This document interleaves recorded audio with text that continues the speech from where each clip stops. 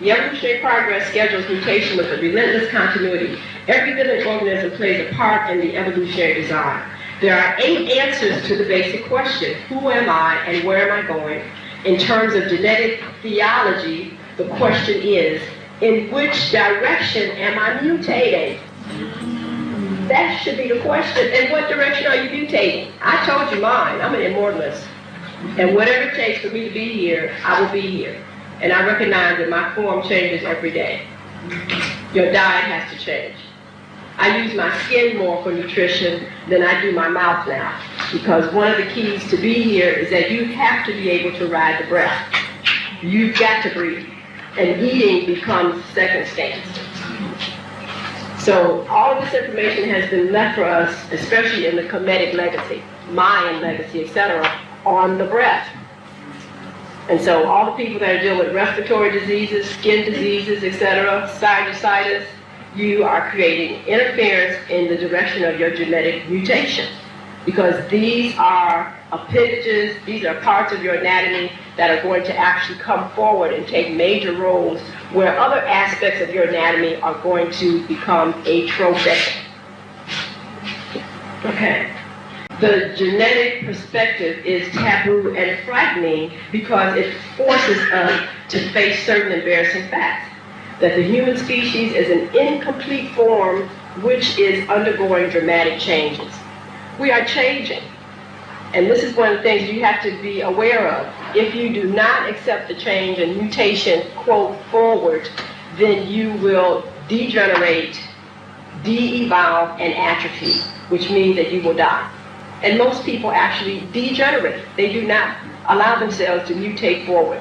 Why? Because the information to do so is not known to who? The woman. And if she doesn't know that, then the culture is not established. Males and females are ill-raised, and you're out of here. Okay? You don't have to be here to see it. But you have to be willing to make some changes and to allow some transformations. I don't like the word mutation. Most people think mutation means, ugly and whatever else. It's not that. It's a change and a relinquishing of what used to be. Because once you mutate, you can't go back to how you were. You understand what I'm saying? Once you mutate and change your diet, you can't go back and eat meat. Once the body is clear, that's over. You can't digest it anymore. It will kill you. Okay. Do you understand what I'm saying? Yeah. So once you start new breathing practices, you can't stop them. Once you activate certain segments of the brain, that lifestyle is sealed. You cannot not stop. And so I'm saying, so that's when we talk about mutation, that when you move forward and make these shifts in your DNA, you are closing the book on an old lifestyle. That is what I call death, and you're not supposed to experience it in any other way.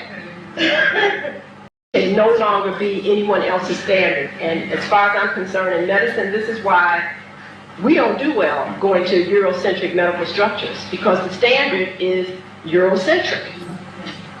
So I have studies here, and we'll get to those later, where they know that we have a different standard. Our blood quality is different. Our standards for health are different, but every time you go into a present Eurocentric institution, they are asking you to become white. You have to basically now become white and become the age of that standard for that particular age group, weight group, etc. And if you don't honor their norm, they label you as having some type of disease, and they get busy treating you. Now, there's nothing wrong with you unless you fall out of your own standard. And so all the people that are dealing with respiratory diseases, skin diseases, etc., sinusitis, you are creating interference in the direction of your genetic mutation.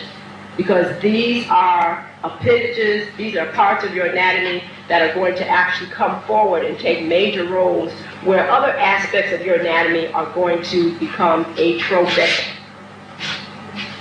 Okay. Thank you. So now, if you are under the influence of alcohol, cigarettes, chocolate, caffeine, bad eating, and definitely morbid thoughts of inadequacy, you might as well not waste your time when these portals open. Because the neurochemistry in your blood from those type of thoughts and substances basically do not allow the higher circuits to synthesize this and bring this forth in consciousness. Now, whether you realize it or not, you're still being bombarded when these portals open, but you don't know it. And it cannot be brought forward because the blood chemistry from the brain will not allow you to know this level of sensitivity.